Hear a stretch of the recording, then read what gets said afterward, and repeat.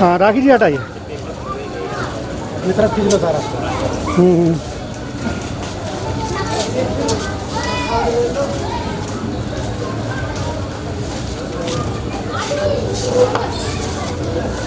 और कोई बच्चा रह रहा है? ठीक है जी।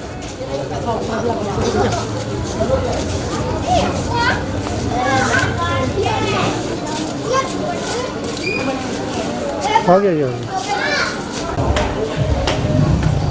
आयरन लेडी के नाम से मशहूर राखी रावण की, जो कि अपनी वाक्पटुता के कारण पूरे भारत में जानी जाती हैं। अपने विचारों से पूरे भारतवर्ष में क्रांतिकारी जो संदेश हैं ये भारतवासियों को हमेशा देती रहती हैं, बाबा साहब को माला अर्पण करते हुए।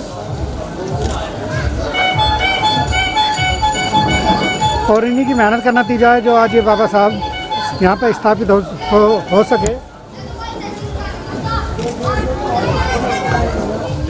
आप देख रहे हैं न्यूज ऑफ इंडिया, मैं हूं अशोक सम्राट और हमें आज सीकरी खुर्द में, जहां पर बाबा साहब की जो तस्वीर का जो स्थापना हुई थी 10 साल पहले हुई थी, लेकिन 2019 में उनका अनावरण हो किया गया और अब सौंदर्यकरण जो लॉकडाउन हुआ है इसमें राखी रावण द्वारा, और यहाँ कर जो ग्रामवासी हैं सभी इस उत्साह से एकदम उत्साह में है। हमारे बीच राखी रावण जो बड़े बड़े मंचों पर बाबा साहब और भगवान बुद्ध के धम्म को आगे बढ़ाने का काम कर रहे हैं।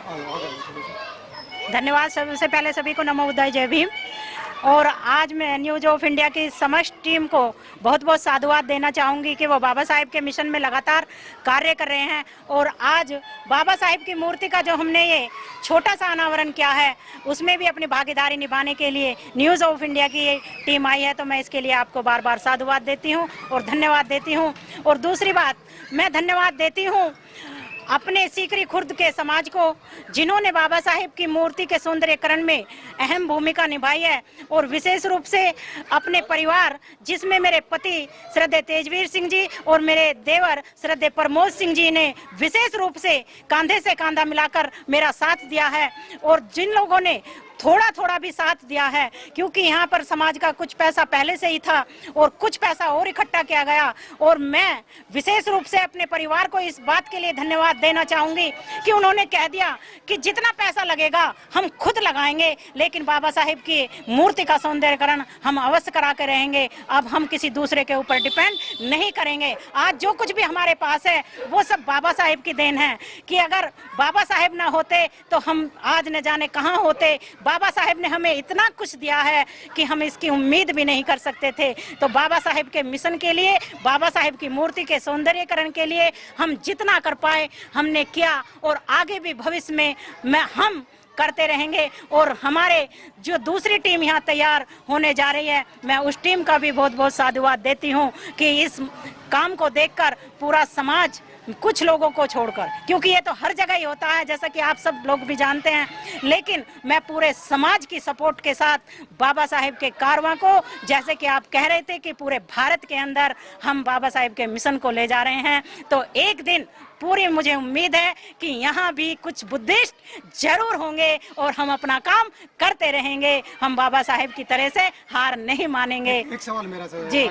बाबा साहब को भारतीय नारी का मुक्तिदाता भी कहा गया, भारतीय संविधान उन्होंने लिखा है जिसे देश चल रहा है, लेकिन उनकी जो तस्वीरें जहाँ लगती हैं, स्थापना जहाँ होती है, उनको वर्षों हो जाते हैं अनावरण हुए, ये क्या कारण हो सकता है? ये क्या कारण हो सकता है, मैं तो इसे ज्यादातर कहूंगी तो यही कहूंगी कि हमारे समाज की जितनी श्रद्धा बाबा साहेब के प्रति होनी चाहिए उतनी वो अभी आए नहीं है। और आज सीकरी खुर्द के अंदर जो ये प्रतिमा 2010 में लगी, कहीं जाकर बड़ी मुश्किलों के साथ राखी रावण ने कदम आगे बढ़ाया, तो बहुत सारे लोगों ने उसका साथ भी दिया, तब जाकर 2019 में इस मूर्ति का पर्दा हटा। लेकिन अगर ये समाज जागा हुआ होता तो जैसे बाबा साहेब एक दिन रोए थे, तो शायद राखी रावण को भी आज ये दुख नहीं होता। बाबा साहेब ने एक दिन अपने इंटरव्यू में एक बार कहा था, जब इंग्लैंड से एक पत्रकार आया तो वो बाबा साहेब की कोठी के पास जाता है, कोठी पर जाता है, पहले वो गांधी के पास जाता है, फिर नेहरू के पास जाता है,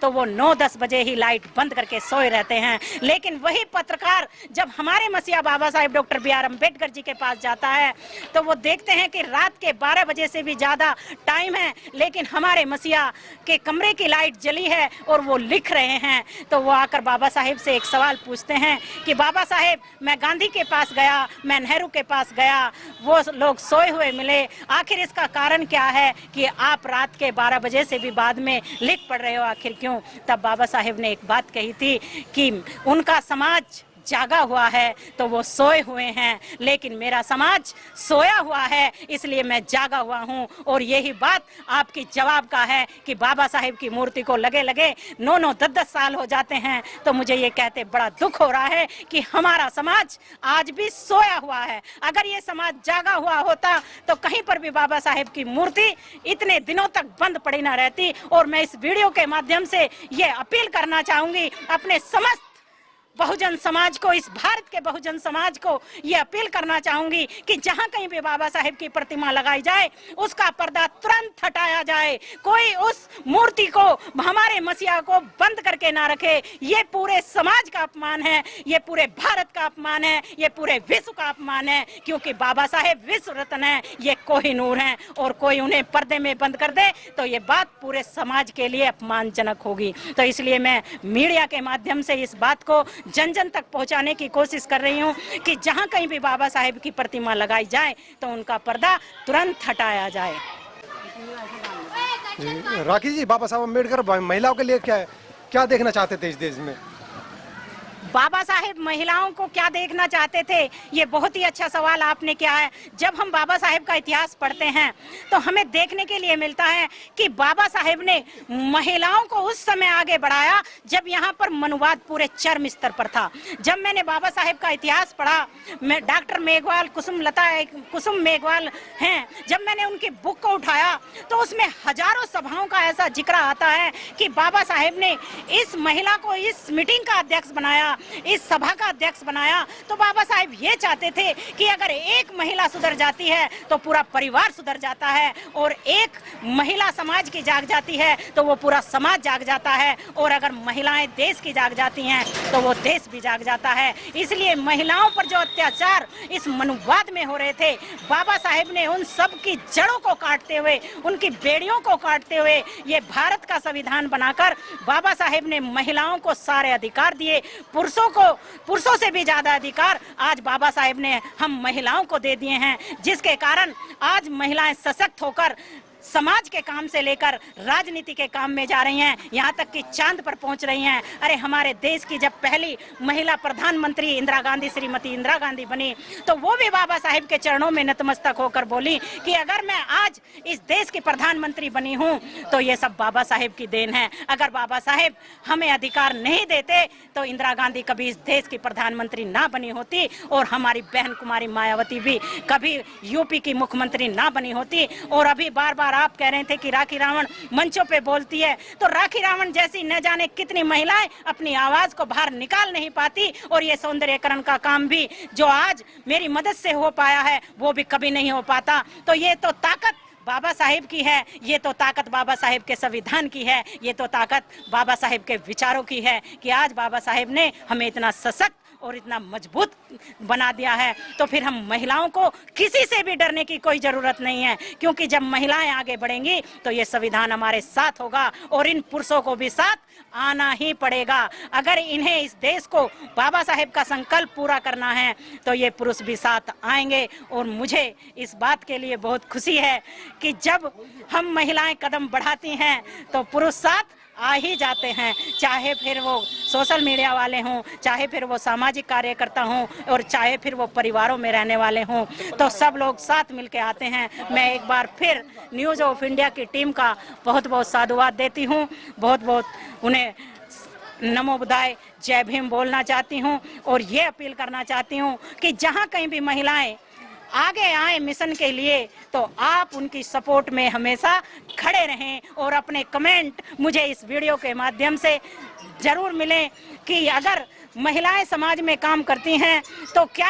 ऐसी महिलाओं को जो समाज में काम कर रही हैं उन्हें मीडिया का साथ मिलेगा, उन्हें बुद्धिस्टों का साथ मिलेगा, उन्हें समाज का साथ मिलेगा। क्योंकि अगर आज एक सामाजिक कार्यकर्ता पर कुछ होता है तो वो अपने लिए नहीं कर रही, समाज के लिए कर रही है, तो फिर ये जिम्मेदारी सब किसकी बन जाती है कि हम उसकी सपोर्ट में खड़े होंगे या नहीं होंगे। तो इस वीडियो के माध्यम से मुझे ये भी उत्तर चाहिए कि ऐसी महिलाओं को साथ मिलना चाहिए या नहीं मिलना चाहिए। बाबा साहेब ने साथ दिया तो हम आगे बढ़े, ज्योतिबा फुले जी ने साथ दिया तो सावित्रीबाई फुले आगे बढ़ी और उन्होंने आज भारत की प्रथम शिक्षिका के रूप में अपना स्थान पाया है। तो मैं फिर लास्ट में नमो बुद्धाय, जय भीम, जय भारत, और आज बड़ी खुशी के साथ ये कार्य संपन्न हुआ। धन्यवाद। हमारे बीच में थी राखी रावण जी, जो पूरे भारत में अपने वक्तव्य से लोगों को ज्ञान बांट रही हैं, जो तथागत बुद्ध का धम्म का प्रचार वो कर रही हैं, और मंच से जो वो लोगों को वक्तव्य देती हैं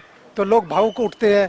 और वो भी हर जगह उनको देखा गया है कि वो भी बाबा साहब का वक्तव्य करते करते वो भी भावुक उठती हैं। और नारी होते हुए, उन्होंने महिला होते हुए यहाँ पर जो पहल किया, बहुत ही सराहनीय कार्य उन्होंने किया है। और बाबा साहब की इसे भव्य जो मूर्ति यहाँ पर लगी है, ये उनके परिवार के और इन ग्रामवासियों के जो प्रयास है, बहुत अच्छा प्रयास है, उनका परिणाम यहाँ पर मिला है उनको।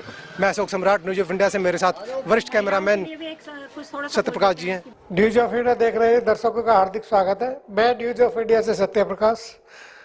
जिन लोगों ने अभी तक हमारे चैनल को सब्सक्राइब नहीं किया है, वे हमारे चैनल को सब्सक्राइब करें, लाइक करें और शेयर करें। और हाँ, बेल आइकन के बटन को दबाना बिल्कुल ना भूलें, क्योंकि बेल आइकन के बटन को दबाने से आपको हमारे चैनल की नई नई अपडेट आपको तुरंत मिलती रहेगी और सारी खबरें सबसे पहले आप देख सकते हैं। इसलिए बेल आइकन के बटन को जरूर दबाएं। और हाँ, जो दर्शक हमारे चैनल को YouTube पर सर्च नहीं कर पा रहे हैं, उनके लिए मैं बता दूं, वे न्यूज ऑफ इंडिया लाइव एक साथ लिखें। एक साथ लिखने के बाद उसको सर्च करें, और जैसे ही आप सर्च करेंगे हमारे चैनल की वेबसाइट आपके सामने खुल कर आ जाएगी। आप उसको लाइक कर सकते हैं, शेयर कर सकते हैं और सब्सक्राइब कर सकते हैं। मैं सभी दर्शकों को एक बार पूरे हार्दिक धन्यवाद करता हूँ। नमो बुद्धाय, जय भीम।